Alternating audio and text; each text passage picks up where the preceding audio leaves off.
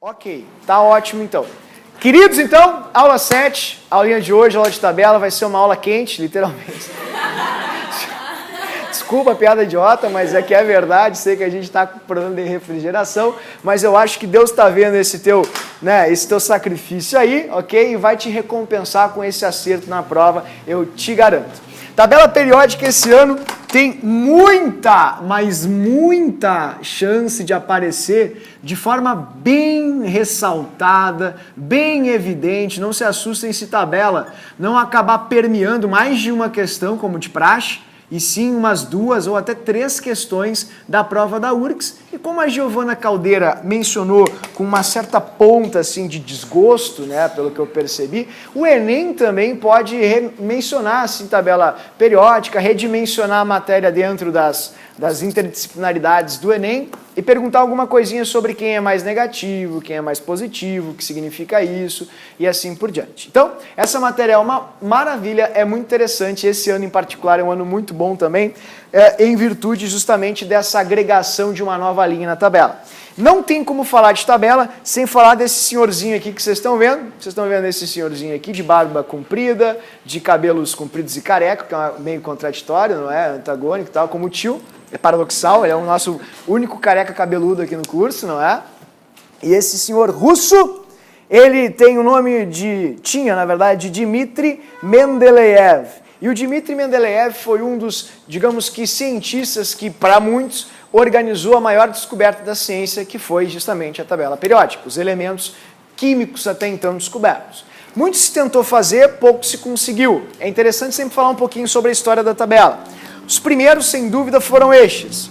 Primeiro a tentar organizar alguma coisa. John Dalton, com The New System of Chemical Philosophy, estruturou os elementos com bolinhas e com os desenhos respectivos para cada elemento. Isso foi no início do século XIX, 1803.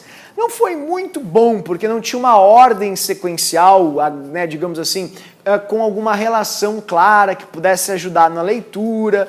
Então, muitos e muitos químicos da época, renomados, tentaram outras maneiras, como o Courtois, que é esse cara aqui, ó.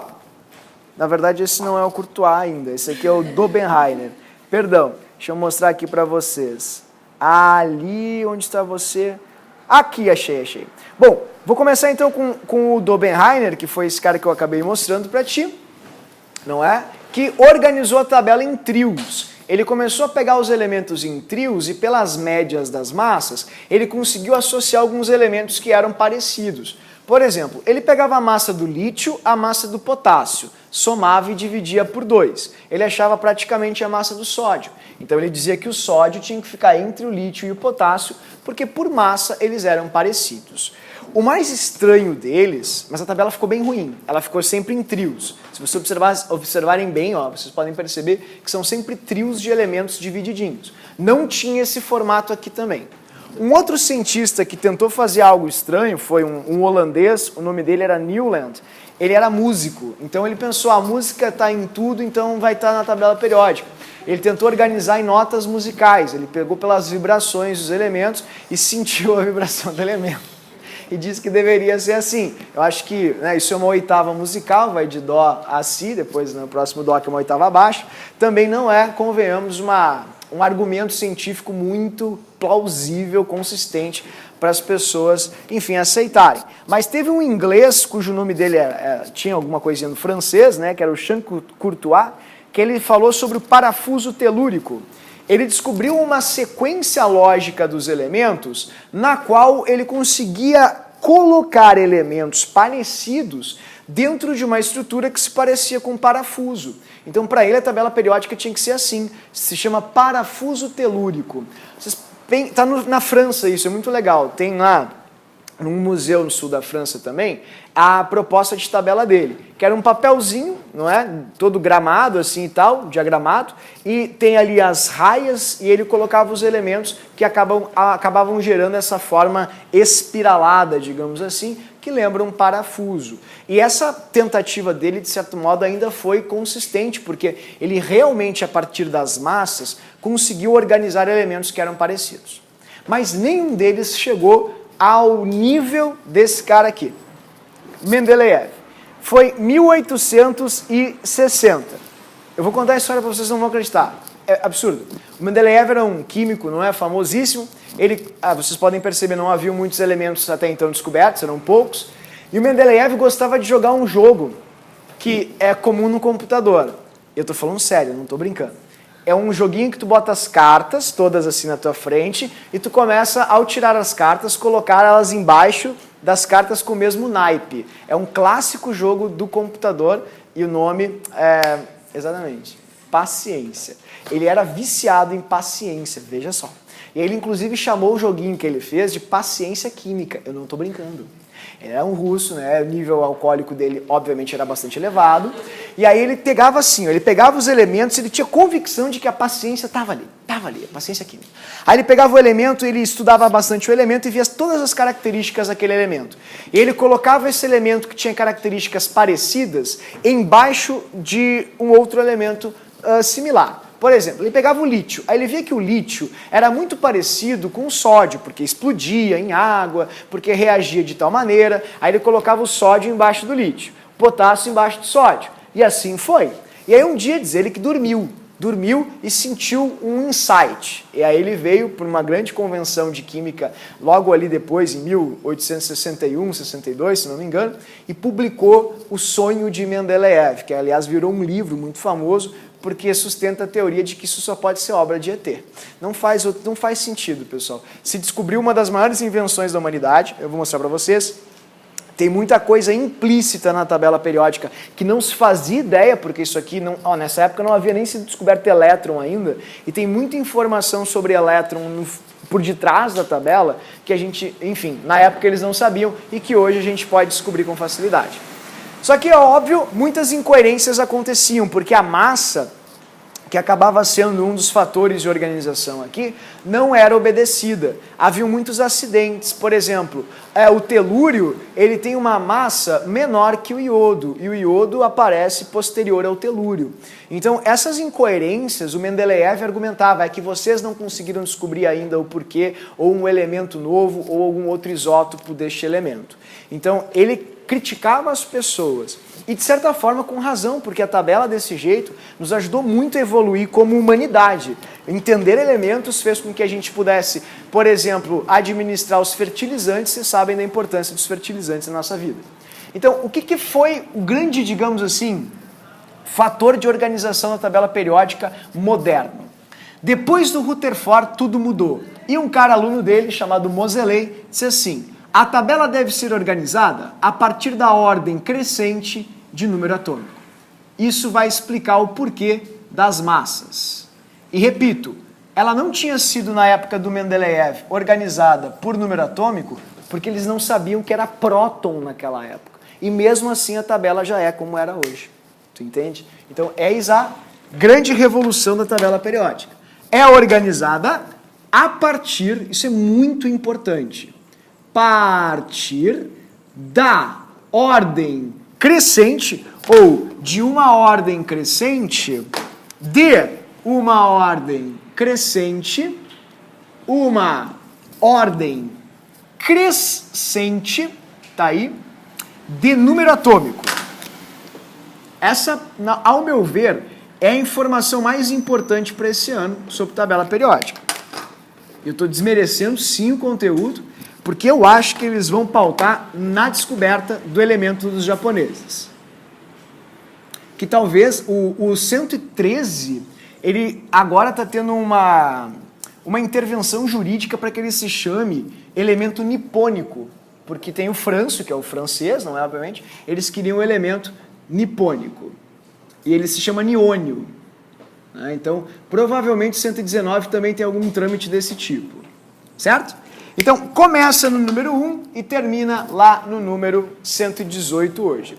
Eu acho, repito, que talvez seja o momento para aquela questão bem cafona, até porque, é ano de Copa do Mundo, eles podem perguntar assim, ó, e os cientistas brasileiros descobriram um novo elemento, o tiagônio. Onde eu boto o tiagônio? Ele é um elemento de número atômico 120. E aí eles podem fazer também uma associação aos álbuns de figurinha, que é a cara do Enem. Questão bem cafona, bem assim clichê, sabe? Uma coisa assim, ó, sem nexo algum. Aí eles podem te dizer assim, como num álbum de figurinha, a tabela tem locais demarcados para os elementos novos descobertos. Vamos supor que o Brasil tenha descoberto o elemento, como eu te falei, tiagônio. O elemento tiagônio tem símbolo Tg, assim, tiagônio, e o número atômico do tiagônio é 122. Onde a gente coloca o elemento tiagônio?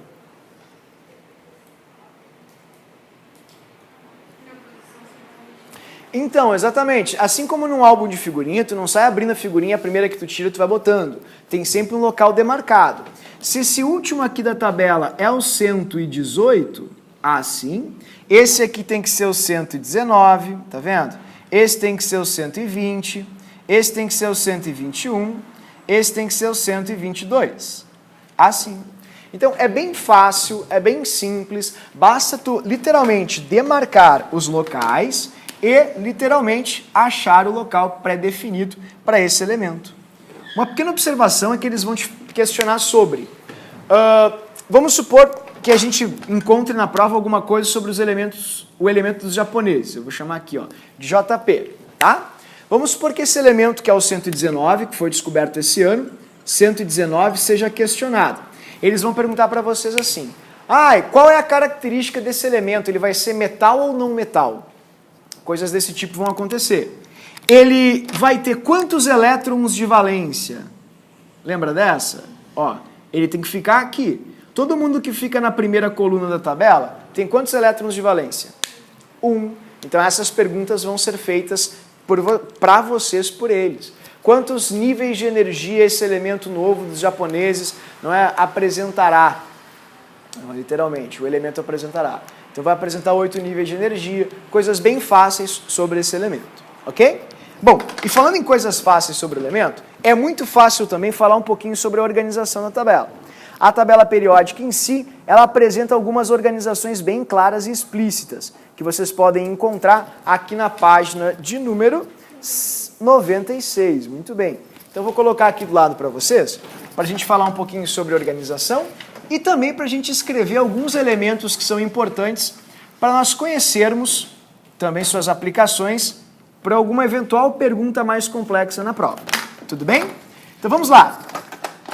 Classificações da tabela... Obrigado, querido. Da tabela periódica. Tudo bem? Eu vou chamar de categorizações. Ó, para ver as categorias. Categorizações da tabela periódica. A primeira categorização da tabela é a categorização ou divisão em natureza. Zações. Dessa forma, ok? A gente vai começar falando ou categorizando quanto à natureza da tabela, que é algo bastante importante. Então, eu vou pegar aqui para ti, vou separar dessa maneira. A Giovana Caldeira mencionou um nome que é bem importante, não é muito comum. Ela falou em metalóide. Ora, o que diabos é um metalóide? Vamos falar um pouquinho sobre isso agora. Então, a gente pode pegar a tabela dessa forma e fazer essa leitura, ok? Ó, eu vou pedir que vocês, na tabela da página de número 96, façam comigo isso. Vocês têm uma linha aqui em laranja, ali na página 96. Eu vou pedir que vocês coloquem ali, por gentileza, exatamente isso. Ó.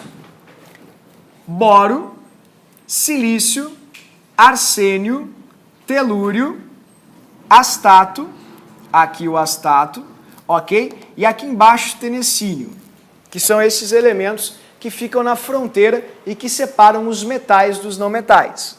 Todos esses elementos que vocês têm aqui em volta, tipo germânio, tipo estanho, são elementos chamados ou tidos também como metalóides, que são esses elementos que ficam dentro dessa linha laranjinha, tudo bem? Esses elementos que ficam nessa faixa ali laranja são chamados de elementos metalóides. Mas essa faixa, ela divide os metais dos não metais. E isso é a principal divisão ou categorização que a tabela vai possuir. Tudo bem? Então eu preciso que vocês façam essa divisão. E naquela faixa laranja que vocês têm ali, eu vou até colocar de laranja aqui no quadro, boro, silício, arsênio, telúrio, Tá ali o telúrio, o astato e lá embaixo o tenecínio. Ih, pulei uma linha aqui. Por favor, separem e escrevam assim, queridos. Metais e não metais, tá? Isso é bem importante. Essa é a divisão mais básica que a tabela periódica pode ter. E a mais natural também. Certo? Todos os que estão dentro dessa faixa laranja são chamados de metalóides ou semimetais. É interessante salientar que não é muito comum hoje em dia a gente falar sobre os metalóides ou semimetais. Então é quase improvável que vocês encontrem numa questão recente alguma inferência sobre eles. Só em questões mais antigas. Mesmo assim, para nós nos respaldarmos, são todos estes elementos que ficam naquela faixa próxima a essa linha laranjinha, tudo bem? Todos estes, por exemplo, aqui o germânio, o estanho, todos esses, o bismuto, são elementos tidos como metalóides ou semimetais. Vou colocar aqui em laranja para ti, metalóides ou semimetais. Oi? Nos laranjas. Pode puxar uma flechinha, inclusive ele já está de laranja ali, ó. Metalóides ou semimetais. No próprio livro, viu, queridos? Mas esses outros três laranjinhos laranjas também são, todos eles são metalóides, né? Ali a gente tem, agora eu esqueci, tu vê só. Ali a gente tem, ó, germânio, antimônio e polônio. Germânio, antimônio e polônio. Tá? Vai ficar aqui, ó. O germânio, antimônio, polônio, todos eles são elementos metalóides ou semimetais. Tudo bem? Então, essa divisão aqui, queridos, divide entre metais e não metais, como o professor havia dito para vocês. É uma divisão bem básica da tabela periódica. Tem que decorar isso? Não, é que, sinceramente, os metalóides eles não são tidos dessa forma. Por exemplo, não é uma questão mais atual, ficou um pouco obsoleta. Atualmente a gente diz que quem está para o lado direito dessa linha é não metal. Por isso que eu cortei a linha bem direitinho aqui, ó, e simbolizei estes que vocês estão vendo em laranja. Estes que estão coloridinhos aqui, tá? Eu vou até fazer um destaque aqui para ti. São os que dividem literalmente em metais e não metais, ok? Então, repito, se for uma questão mais velha, uma questão assim mais antiga, vocês vão encontrar estes elementos laranjas que vocês viram aqui como divisores de metais e não metais. Todo mundo que está à direita deles constitui os não metais. E quem está à esquerda constitui os metais. Certo? Então, aqui é a parte dos não metais. Peço que vocês escrevam isso. Não metal, assim. Todos estes. E essa é a parte dos metais. Vem uma pergunta natural agora que é super importante. Tá, só um pouquinho. E aí, o arsênio é metal ou não metal?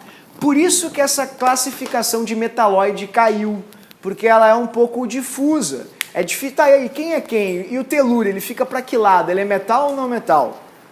Então, como o professor marcou para vocês aqui, todos os laranjinhas que vocês estão vendo são classificados como não metais.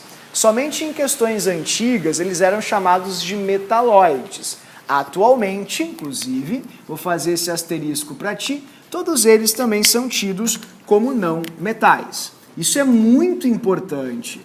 Por exemplo, muita questão falando de silício, arsênio, telúrio, questionam. Tá, e aí, eles são metais ou não metais? Dióxido de silício é covalente ou é iônico? É covalente, pois o silício é não metal. Tá? Então, inclusive, a URGS, ela não usa mais esse linguajar de metalóide. Ela só usa metal e não metal. Isso é importante, certo? E uma outra coisa que é interessante para a URGS te dá essa linha divididinha pronta, então tu não vai ter um receio de, eu faço aonde? Eu faço escadinha no silício, faço escadinha no polônio, faço escadinha aonde? Não. A própria prova da URGS já traz isso pronto para vocês. Então vocês não vão se preocupar em fazer isso. Tudo bem? Então aqui ficam os metais, por favor. Não esqueçam de uma grande referência para o universo, que é o elemento que está em maior quantidade, inclusive, no universo, que é o hidrogênio. O hidrogênio é um não metal. Não metal. Certo? Ele não tem um lugar certo na tabela, não tem um lugar pré-definido, por isso a gente chama ele de não metal. Todos os elementos que ficam aqui embaixo também, nas linhas do actínio e do lantânio, também são metais. Então, essa é a primeira divisão da tabela periódica. A divisão entre metais e não metais. Quais são as características dos metais? Quais são as características dos não metais? Isso é bem importante. Os metais, queridos, vou colocar aqui em cima para ti. Metais, ok? Eles são grandes doadores de elétrons. Eles doam elétrons, eles soltam, libertam seus elétrons com muita facilidade. Então, metais formam cátions com facilidade. São doadores eletrônicos. Falou em metal, tem que estar doando elétron. Sempre. Metais são ótimos condutores. Condutores excelentes. Excelentes. Condutor de calor, condutor elétrico, condutor magnético, qualquer tipo de condução, estamos falando de metais. Metais são dúcteis. Dúcteis. O que é algo dúctil? É algo que facilmente se transforma em fio, se alonga, tu puxa. Haja vista que joias de ouro, por exemplo, podem virar correntes com facilidade. Fios de cobre podem formar fios extremamente finos, porque os metais têm essa capacidade de alongamento. Eles são maleáveis. Maleáveis, tá vendo? O que é a maleabilidade? É a capacidade de formar chapas, de pegar um metal, derreter e formar uma grande chapa metálica, uma telha, por exemplo, de zinco, um mural feito de ferro para colar um ímã, ele fica super fininho. Isso é maleável. São tenazes também. Tenazes. O que significa ser tenaz? Tenaz é resistência. Metais são resistentes. Pode pegar uma picareta e sair quebrando pedra. A picareta vai ficar intacta, as pedras demolidas, e justamente em virtude da resistência que os metais têm. E para finalizar, uma característica que não é muito conhecida, não está aí no vocabulário popular, eles são duros. Dureza é muita sacanagem, viu, pessoal? Porque dureza a gente acredita ser algo resistente, e não é. Dureza é a capacidade de corte. Por exemplo, quando tu passa a tua lapiseira sobre a folha de papel, quem se desmancha não é o papel, é o grafite da lapiseira. Isso prova que o papel é mais duro do que o grafite. Isso é bem importante. Dureza é a capacidade de risco ou de corte. Se tu pegar um material e passar sobre outro e cortá-lo, o que tu usou é mais duro do que o, enfim, foi cortado, pensemos assim. Lembrando que a substância natural mais dura que existe, ela é super quebradiça, super frágil. Que substância é essa? Diamante. Tudo bem? Bem importante lembrar isso. Mas metais são extremamente duros também. Em suma, que a gente não pode esquecer, metais são ótimos e naturais formadores de cátions. Sempre, ok? Todos os metais são ótimos formadores de cátions. Os não metais, todas as características opostas. Então, o professor nem vai te incomodar ou importunar muito. Não metais, tudo oposto. São antagônicos aos metais. Certo? Eles são a antítese dos metais. São opostos aos metais. Opostos aos metais. Tudo que um metal faz bem, o não metal não faz. Tá? Então a gente pode resumir desta maneira. Uma outra coisa que é interessante salientar e reforçar quanto aos não metais, eles são naturais ganhadores ou receptores de elétrons. Eles são receptores eletrônicos. Isso é super importante, tá, pessoal? Significa que eles são na natureza, os ânions naturais. Eles é que pegam os elétrons com facilidade. Sobre os não metais também, existem alguns semicondutores. Semicondutores. Condutores. O que é um semicondutor? Os semicondutores são não metais que não conduzem muito bem eletricidade, nem, enfim, eletromagnetismo, porém eles são utilizados em circuitos porque eles ajudam os metais nesse trabalho, nessa tarefa. Inclusive existe um vale clássico nos Estados Unidos, que é super importante em virtude disso, que é chamado de Vale do Silício. Quem são os semicondutores não metálicos? Silício. Ok? Ele é o semicondutor mais popular que tem. Ah, mas o telúrio não é também, o arsênio também não é? É que são venenosos, então não dá para fazer um computador com arsênio, vai matar a pessoa que vai utilizar. Então o silício é um clássico semicondutor, tá? Porque ele é um metalóide, vale a pena lembrar disso. Não é como o metalóide caiu em desuso, nós não falamos mais atualmente em metalóide, a gente fala em metal e não metal apenas, justamente pela confusão da posição dos elementos. Então o silício acabou caindo justamente no lado dos não metais e ele é super referenciado como semicondutor. E a última observação que eu vou colocar aqui para ti é a natureza negativa dos não metais. Eles formam ânions por natureza. Só tem uma exceção para isso que a gente não pode esquecer em hipótese alguma. E essa exceção vocês conhecem muito bem. Quem é essa exceção aqui, queridos? Gases nobres. Tem que lembrar disso, tá? Eles são não metais, eles têm características de não metais, exceto pela reatividade química. Então, os gases nobres são inertes. São inertes. Inertes. Ok? Ou seja, se eles são inertes, não pode jamais dizer que um gás nobre pega elétron de ninguém, que um gás nobre vira ânion, em hipótese alguma.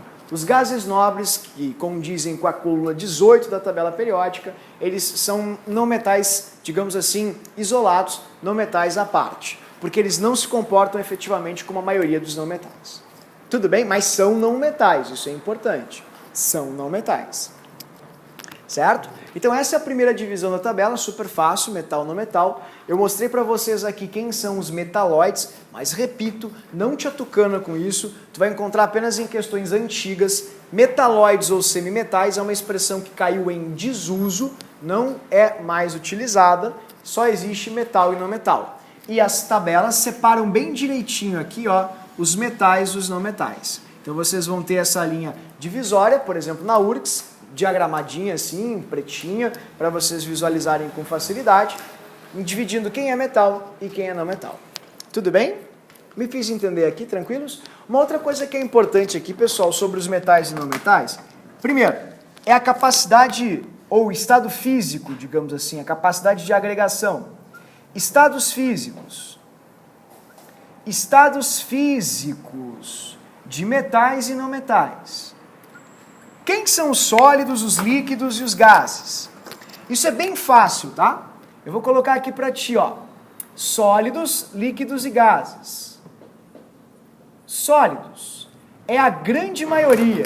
Então vou colocar os sólidos por último. Vamos fazer numa ordem de ocorrência. Ó, primeiro, os gasosos. Gasosos nas condições ambientes. Os gasosos nas condições ambientes são hidrogênio, nitrogênio, oxigênio, flúor, cloro e os gases nobres, todos eles. Hélio, argônio, neônio, argônio, criptônio, tudo bem? Uma coisa que é interessante salientar ao escrever isso, e esse é o motivo pelo qual eu estou pedindo que vocês escrevam isso, é justamente para que vocês escrevam os que são diatômicos na tabela periódica. Porque é uma coisa que muita gente às vezes deixa passar, e as provas adoram perguntar questões sobre hidrogênio, oxigênio, e aí o pessoal pensa, tá, e aí, como é que eu escrevo o nitrogênio?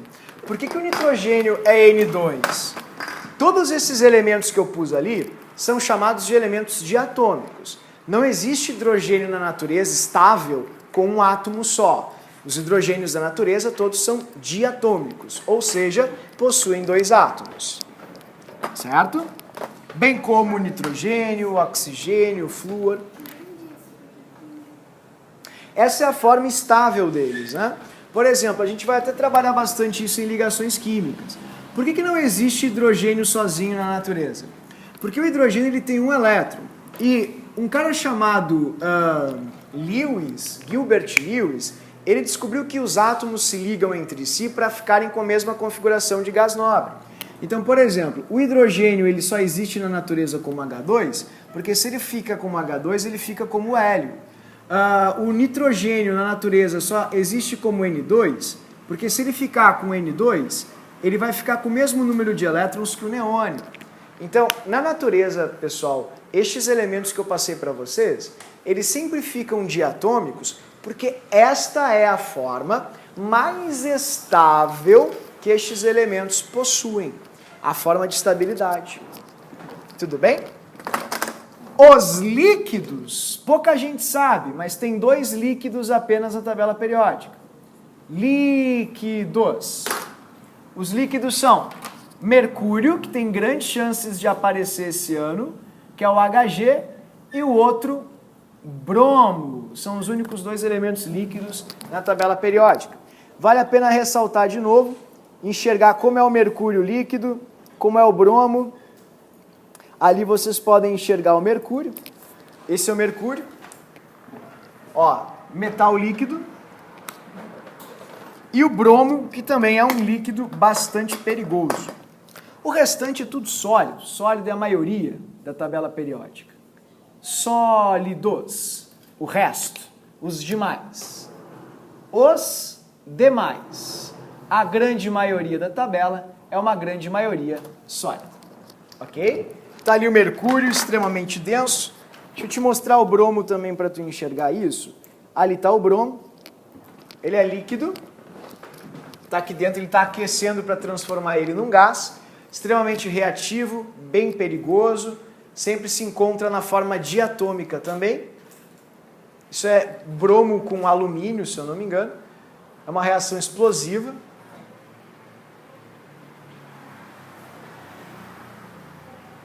Não é muito comum. E tem um outro, pessoal, que ele não é líquido, tá? Mas eu acho legal que vocês enxerguem isso. Oi, Vicky. Eles são os gases nobres. Os gases nobres são estáveis por si só, porque eles têm todos os seus elétrons completos nos orbitais. Tudo bem? Nada, que é isso, querido? Ó, eu queria mostrar para vocês esse cara aqui que eu acho interessante que vocês vejam. Eu não sei se alguém já ouviu falar sobre ele. O nome dele é gálio, certo? Ele está logo abaixo do alumínio. O gálio, pessoal, ele derrete na mão. E, professor de química adora essas coisas assim que são triviais.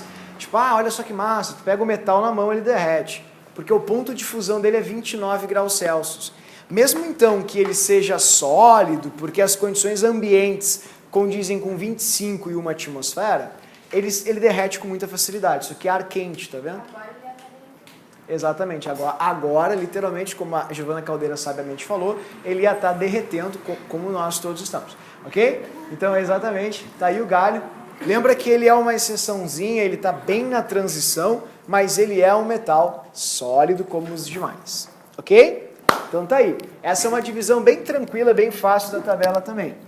Outra divisão importante da tabela, e que pouca gente tem ideia, assim, faz menção, inclusive, às vezes, até nos exercícios, é a divisão quanto aos elementos naturais e artificiais. Vou colocar aqui para vocês, ó. Elementos naturais e elementos artificiais. Quem são os feitos e quem são os naturais? Por exemplo, esse elemento novo, ele é artificial ou é natural? Como é que a gente sabe disso? É bem fácil. Os elementos naturais são todos até o urânio. Elementos naturais e artificiais. Naturais e artificiais. A Terra não proporciona condições, digamos assim, suficientes para formar alguns elementos. Então a gente tem os elementos chamados de cisurânicos, que são os elementos antes do urânio, urânicos. Todos os elementos até o urânio são os naturais. São chamados de cisurânicos. Naturais. Os cisurânicos, repito, são todos os elementos até o urânio. Até o urânio 92. Antigamente haviam alguns que não se havia descoberto, digamos assim, na Terra, mas foram descobertos recentemente, mesmo que com quantidades inexpressivas. Então eu vou colocar aqui cuidado com alguns.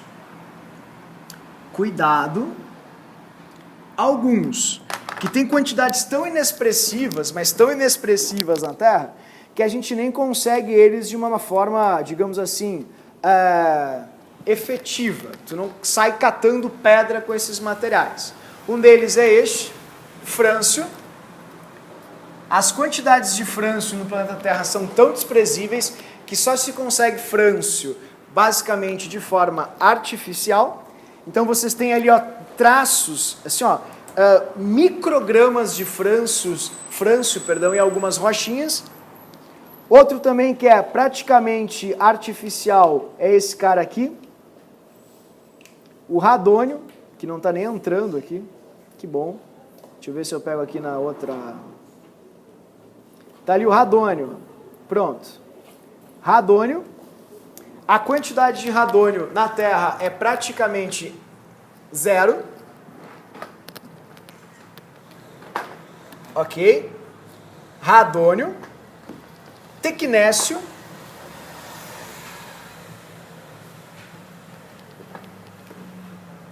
Tecnécio, que é o TC, também é praticamente desprezível. Deixa eu ver se eu mostro para vocês o tecnécio aqui só para tu enxergar. Tecnécio. Com essas coisinhas eu fico perdido. Tem muita coisa ali para eu enxergar.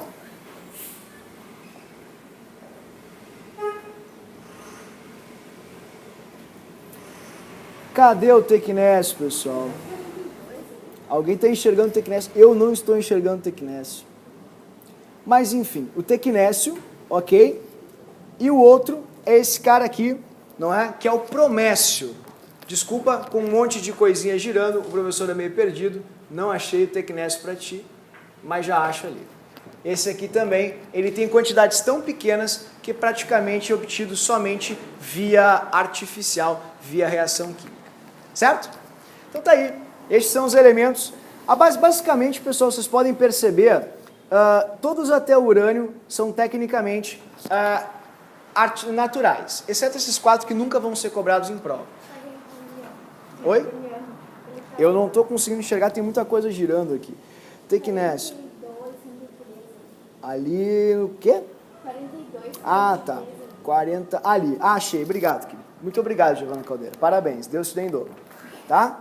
Ali, ó, tecnécio, porcentagem no universo, porcentagem no Sol. Vocês talvez não enxerguem aqui, mas aqui embaixo tem a porcentagem no universo. 0% é a porcentagem dele no universo. Então ele é um elemento, mesmo que esteja antes do urânio, ok? Ainda artificial praticamente, porque a porcentagem dele é desprezível tecnicamente. E os que são posteriores ao urânio são todos os transurânicos. Transurânicos. Certo? Que são os elementos posteriores ao urânio. São artificiais. Artificiais. artificiais. Então são todos feitos. Qualquer elemento que passe do urânio é artificial. Tá? Por exemplo, plutônio, que é o 94, que é um clássico radioativo, tem que lembrar que o plutônio ele é um elemento artificial. Eu vou escrever aqui em cima, tá, queridos? Quantidades desprezíveis. Desprezíveis.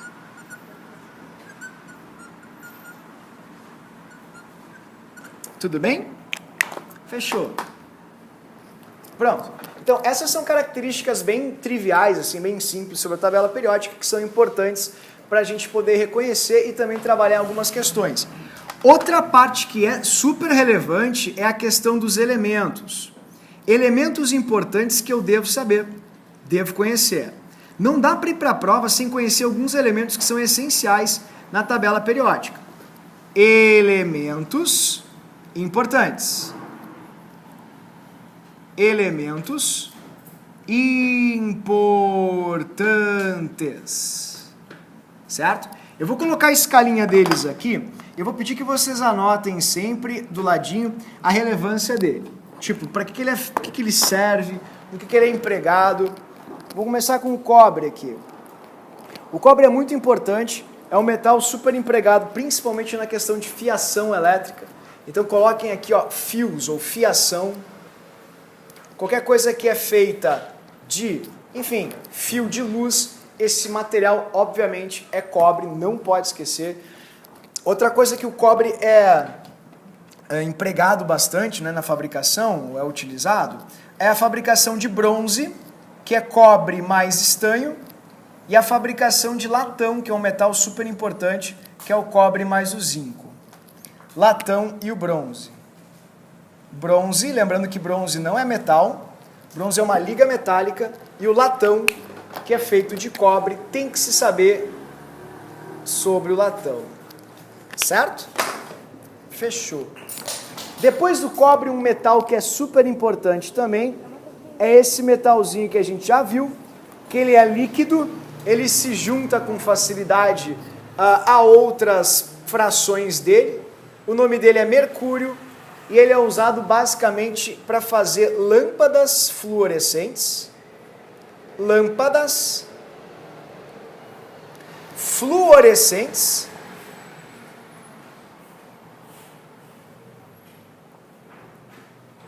Que são as lâmpadas frias, e também ele é usado para fazer termômetros. Só que isso foi proibido esse ano. Tudo bem? Isso me preocupa um pouquinho. A Anvisa proibiu a fabricação de termômetros de mercúrio. Então ali vocês têm um termômetrozinho de mercúrio. Porque o mercúrio, ele é uma das substâncias mais letais que existem na natureza. Tem um livro que são os 5 grandes venenos, assim, os elementos mais venenosos. Agora não lembro os 5 elementos mais venenosos do planeta. Foi um livro escrito por um inglês há um bom tempo atrás. E ele mostra quais são os 5 elementos e quais são as aplicações ou consequências das suas ingestões. O pior de todos, pior assim, sem nenhuma comparação, é o arsênio. O arsênio é terrível, é um veneno perigosíssimo, antimônio também é um veneno perigosíssimo, mas logo após o arsênio, o segundo na escala de, enfim, periculosidade é o mercúrio. Se uma pessoa ingere mercúrio, tu vai começar a ter problemas hepáticos, o teu fígado não funciona de jeito nenhum, então não há coagulação sanguínea e tu começa a expelir sangue por todos os poros do teu corpo. Tu morre de hemorragia generalizada. É uma coisa... não sei se existe essa expressão, tecnicamente é um pleonasmo, né, porque é uma hemorragia, mas enfim, todos os poros do teu corpo literalmente começam a verter sangue, é uma coisa horrenda. Então, o mercúrio é um veneno perigosíssimo. Termômetro. Oi? Não é uma coisa sadia, por exemplo, quebrar uma lâmpada, né? Ficar cheirando não seria uma boa atitude. Se quebrou, só sai de perto, espera o mercúrio baixar, ele é bem denso, ele vai ficar no fundo, varre, não respira muito, não pega material contaminado e bota nas mãos. Lembrando que o mercúrio ele é bastante empregado nos garimpos, justamente para poder extrair o ouro com facilidade. Então, é o grande problema do garimpeiro, que acaba fervendo o mercúrio para extrair do ouro e inala o vapor de mercúrio e acaba vindo a óbito. Tudo bem? É bem importante lembrar dessas duas aplicações dele. Outra aplicação clássica desses metais... tem uma outra coisa que é legal. Em biologia se fala muito sobre um acidente que aconteceu no Japão, que foi acidente na bacia de Miyamata, se eu não me engano, ou Minamata. Confesso que agora não lembro ao certo a cidade, só que ficou muito célebre, foi na década de 50, que uma empresa de tintas jogou no rio, não é? Ou no mar, enfim, nessa bacia, tinta. E ela é carregadíssima de mercúrio. Os peixes absorvem muito mercúrio. Então, por exemplo, quem acha que peixe é salada e come muito peixe para diminuir carne vermelha, tem que cuidar bastante com contaminação com mercúrio, que eles são, sem dúvida, um dos maiores portadores naturais de mercúrio. Não são as plantas, não são, enfim, os agrotóxicos, não são os peixes. Porque o mercúrio, na forma como ele é empregado nas tintas, ele tem uma solubilidade alta em água. Então, como os peixes têm células com riquíssima atividade de água, eles acabam introjetando bastante no seu organismo mercúrio e fixando nas suas células. Então, tem muito mercúrio na carne de peixe. Tem que ter cuidado. Certo? Depois do mercúrio, outro que é um perigo, chumbo. Chumbo é usado para bateria de carro, baterias, tem que saber disso, queridos, e proteção contra a radiação. Proteção radioativa. Radioativa. Esse é o mercúrio, o chumbo. Perdão. O chumbo é muito importante também, principalmente no que tange as baterias de carro. Tá? Eles cobram muito isso. É usado em bateria, é usado para fazer bateria automotiva. A produção de chumbo de um país indica uma economia sólida. Por quê? Porque se um país produz muito chumbo é porque ele produz muito carro, consequentemente tem, não é, um PIB alto, pensemos assim, uma indústria bastante desenvolvida.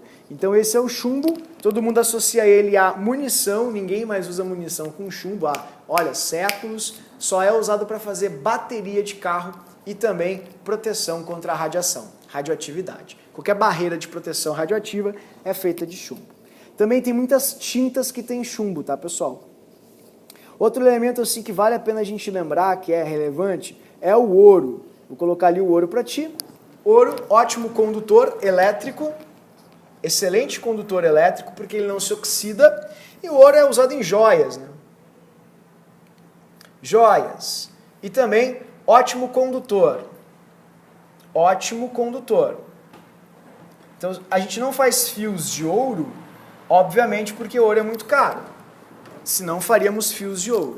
Ouro e prata são os melhores condutores que existem na natureza. Assim como o ouro, o professor comentou contigo, a prata é muito importante. Só que antes de falar da prata, eu só queria comentar com vocês a quilatagem, tá, queridos? Isso aqui é uma coisa muito clichê em prova. Ouro 18 quilates, que é o ouro das joias, ele não é um ouro puro, tá?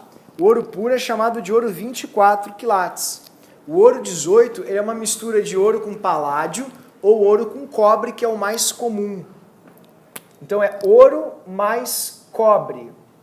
Isso é bem importante, porque como o ouro ele é muito flexível, ele literalmente se deformaria se tu fizesse um anel de ouro puro, uma corrente de ouro puro. Ela se literalmente deformaria, esticaria muito, enfim, tu teria muitos problemas em virtude do ourives, principalmente. O ourives teria problemas para fazer qualquer utensílio de ouro. Então ele coloca 3/4 de ouro e 1/4 de cobre ou paládio. É assim que se faz o ouro 18 quilates, que é o ouro mais popular comercializado nas joalherias. Certo?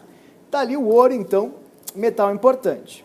E a prata, que eu vou colocar para vocês, ela é usada para fazer espelhos. Pouca gente sabe disso.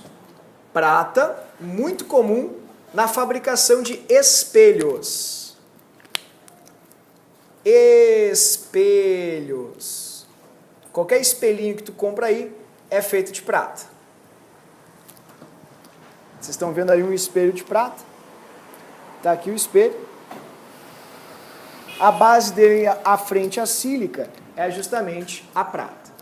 E falando em sílica, pelo amor de Deus, não vai para a prova sem conhecer um pouquinho sobre o silício. O silício é um dos elementos mais importantes que existem na natureza. Ele é o segundo elemento em abundância e ele é usado, ou principal componente da sílica.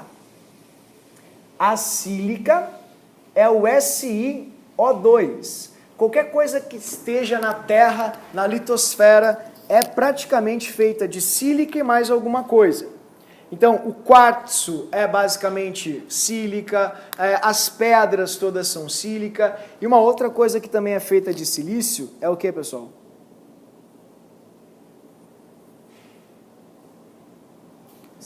Silicone, pessoal. Isso. Tá. Esse é o silicone, ok? Então, silicone também é um polímero feito com silício. Tudo bem? Vou colocar aqui, ó, sílica, silicone. Ele é o segundo elemento na escala de ocorrência na litosfera. Para a gente fechar, então, os elementos, eu vou colocar aqui para vocês o oxigênio, que é o nosso elemento oxidante natural. A gente chama ele de comburente. Comburente. Oi. Então, toda a grande junção atômica tecnicamente pode ser um polímero, mas a gente não chama eles de polímeros porque a expressão polímero ela é mais utilizada para uma expressão industrial, referente a plásticos e tal. Então, por exemplo, quando a gente tem um monômero, uma célula que se repete várias e várias vezes, a gente acaba atribuindo a expressão polímero. Mas posso dizer que é uma formação polimérica? Pode, como toda a junção atômica assim ou é. Mas eu chamo eles de polímeros naturalmente? Não, porque a gente atribui o termo polímero mais a coisas que na verdade não eram polimerizadas e depois se polimerizaram. Por exemplo, a sacola plástica ela era um gás. A gente faz uma reação química para transformá-la em plástico, ou seja, para polimerizá-la. Tudo bem? Então, queridos, o oxigênio é o grande queimador da natureza, é um comburente muito potente, muito forte. Gravem essa palavrinha, ela aparece bastante nas provas. E para finalizar, obviamente, não tem como fugir dele, o hidrogênio, que é o nosso grande combustível das pilhas atualmente. Ele é um combustível ótimo e ele é usado em pilhas ou baterias de hidrogênio. As baterias, todas as baterias novas, começarão a vir com hidrogênio, certo? Ele é um gás extremamente explosivo, reativo, e ele acaba sendo usado ou empregado em células combustíveis que são chamadas de pilhas, que são usadas nos carros atualmente. Tudo bem? Então, óbvio que, pessoal, são 118 elementos, eu não vou passar um por um e começar a comentar com vocês. Eu trouxe para vocês os mais recorrentes nas questões de prova. Mas eu peço que vocês, ao fazerem os exercícios, atentem bastante para esses elementos, porque nos exercícios vocês vão acabar se dando conta de aplicações de elementos em específico. E ali é a melhor forma de pegar esse conteúdo ou esse conhecimento. Acredite. Tudo bem? Mas esses aqui vão te dar todo o alicerce ou base para os demais. Bom, voltemos aqui para nós falarmos agora das duas últimas divisões que são bem relevantes na tabela. E também que vão nos dar um pouquinho mais de questões em prova. A primeira divisão que temos é a divisão em famílias ou grupos. Pessoal, e que é muito importante, demais mesmo. A prova não gosta de perguntar coisas específicas do tipo: quantos elétrons ele vai ter, quantos elétrons ele doa, ou coisa assim. Não. A prova gosta de perguntar o que a família dos alcalinos tem em comum, não é? O que a família dos alcalinos terrosos tem em comum? O que os gases nobres possuem para serem chamados de gases nobres? Então, esse é, sem dúvida, o mote dessas questões. Portanto, vejamos aqui a classificação em famílias, grupos ou colunas, que é bem importante. Inclusive, o nome das principais famílias é algo que a gente também não pode esquecer jamais. Famílias, grupos ou colunas. Ok? Grupos ou colunas. Ou colunas. Dessa maneira. As famílias, grupos ou colunas elas descrevem, como nós vimos na parte de distribuição eletrônica direitinho, os orbitais atômicos dos elementos. Então existe a região dos S, a região dos P, a região dos D e a região dos F. Vai dar tudo certo, tá, pessoal? É só não reagir, qualquer coisa. Tá? Então, aqui a gente tem direitinho essas regiões bem discriminadas na tabela periódica. Eu vou colocar para vocês, caso a URGS surte esse ano e resolva cobrar algo sobre. Então, sempre é legal a gente lembrar que onde estão os S, onde estão os D, onde estão os P. Aqui ficam os S, como a gente já viu na aula de distribuição eletrônica. Todos aqui na direita são os P. Tudo bem? Todos aqui no centro são os D. E lá embaixo, escanteados, são os F. Dessa maneira, aqui a gente encontra os elementos F. Certo? O que é muito importante saber sobre as famílias na tabela periódica? As famílias indicam o número de elétrons de valência. Número de elétrons de valência. Isso é muito importante. Sempre que vocês trabalharem com alguma família, a gente precisa recordar que a família vai indicar para mim qual vai ser a quantidade de elétrons de valência que esses elementos vão possuir. Ok? Mas tipo, o S, D, o P e o F são, no caso, o último nível? Exatamente, são os orbitais mais energéticos desses elementos. O sódio ali, eu sei, por ele estar aqui, que no último... Exatamente, exatamente. Tudo bem? Então vou mostrar aqui para que vocês vejam. Ó, por exemplo, todos os que terminam na 1, como a gente viu naquela aulinha, a Giovana Caldeira mencionou, eles terminam em S1. Todos os que estão na 2 terminam em S2, a sua distribuição eletrônica. Na P, todos os que estão na 13, P1, na 14, P2, P3, P4, P5, e com exceção do hélio, aqui que tem 2 elétrons, né, queridos? A gente vai ter aqui o P6. Aqui vai ser um 7 e aqui o 18. Tudo bem? São 6 coluninhas na P, são 10 coluninhas aqui na D, como vocês bem podem ver. Eu vou pedir a gentileza que vocês coloquem em cima dessas coluninhas, como eu fiz aqui, o que eu vou escrever do ladinho. Todo mundo na primeira coluna tem um elétron de valência. Na segunda coluna, tem 2 elétrons de valência. Na terceira, 13ª, eles têm 3. 14ª tem 4. 15ª tem 5. 16ª tem 6. 7ª tem 7. 18ª tem 8. Dessa maneira, ok? Porque estes elementos que eu discriminei agora, que são os elementos S e P, são os elementos chamados de representativos. E eles obedecem às regras mais simples que existem na tabela periódica, como a gente já havia conversado. Elementos representativos. Quem são os representativos? Todos os S e os P. Representativos. Então, estes elementos representativos, simbolizados pelas regiões S e P, eles sempre indicarão para a gente, de forma muito simples e didática, qual é o número de elétrons que eles possuem na última camada. Por exemplo, quantos elétrons o nitrogênio tem na última camada?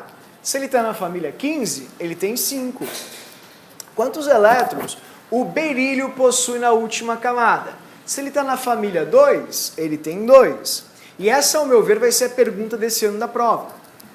Eles vão perguntar para vocês quantos elétrons o elemento dos japoneses possui na última camada. Se ele vai ficar na primeira coluna, ele vai possuir 1 elétron na última camada. Tudo bem? Lembrando que os elementos D e F não obedecem a essa regra, por isso não são chamados de representativos. Logo, eles vão requerer a sua distribuição eletrônica para sabermos quantos elétrons eles têm na última camada. De praxe, todos os da D têm 2 elétrons na última camada. Tudo bem? e os da F também. Porque quando vocês forem distribuir os elétrons, vocês vão perceber que a camada mais distante não necessariamente é a mais energética. Então eu vou ser bem franco, para descobrir da D e da F, tem que fazer a distribuição eletrônica, que é o diagrama de Pauling. Porém, as provas não perguntam. As provas só perguntam sobre os representativos. E isso é uma coisa muito boa. Então isso tem que ser bem claro, tá, pessoal? Quando a gente olha um elemento representativo, a coluna dele define quantos elétrons ele tem na última camada. E é muito importante que a gente saiba também os nomes das colunas mais populares que existem nessas, enfim, na tabela periódica, nessas questões mais básicas de química. Eu vou mostrar para vocês aqui o grupo 1, ou coluna 1. Por que eles são chamados de grupo dos alcalinos? Grupo 1 ou coluna 1 é alcalino, exceto o hidrogênio, porque olha só, fixem essa memória na cabecinha de vocês. E quem tem toque, não é? Aproveita, na verdade, ó, esse momento. Tu corta um metal como se fosse manteiga, tá vendo? Esse é o lítio, tu consegue enxergar? Agora, por exemplo, se eu pegar o potássio, ó, vou pegar o potássio. O potássio, olha só, ele é da mesma família, ok? Se eu cortar ele, ele vai ser mole, vai ser cortado com facilidade? A resposta é sim, porque ele está na mesma família. Se o lítio é cortado com facilidade, ele também vai ser cortado com facilidade. O sódio também vai ser cortado com facilidade. O rubídio também. Bem como explodir, ó. Se eu jogar ele em água, ele vai explodir. Tá vendo? Explodiu, viu? Agora, se eu colocar o sódio em água que é da mesma família, ele vai explodir também. Então, todos os elementos do grupo 1 são chamados de metais alcalinos. Não dá para esquecer que eles explodem em meio aquoso. Isso é muito importante. E outra coisa, o termo alcalino vem do grego cinzas de plantas, álcali. Porque álcali era como eles faziam sabão na Grécia Antiga. Não tinha soda cáustica para comprar. Então eles queimavam as plantinhas e enriqueciam elas dos minerais que elas possuíam, que são potássio, sódio, e o material rico em potássio e sódio era usado para a fabricação de sabão caseiro com gordura. Até foi uma questão da URGS antigamente que perguntava: como se pode fazer sabão sem soda cáustica? Resposta: com cinzas de plantas, porque o material todo é queimado, ela começa a enriquecer em potássio e sódio, porque tem muita concentração de sódio e potássio na seiva da plantinha, ok? E gordura. É assim que se faz sabão. Agora uma observação: alcalino, alcalinizar, alcalinizante, alcalinidade, tudo que tiver essa palavra sempre é básico. Não esquece disso. Alcalino é sinônimo de básico, ok? Isso é essencial para a prova de química. O Humphrey Davy foi um físico químico inglês que descobriu na Terra substâncias que também faziam bases. Ele chamou de alcalinos terrosos, que são os do grupo 2. Oi?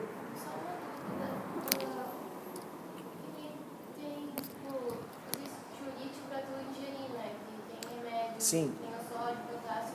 E que são, eles se transformam mesmo que a gente ingerir. Eles se agem com. Não sei se entendeu. Não é.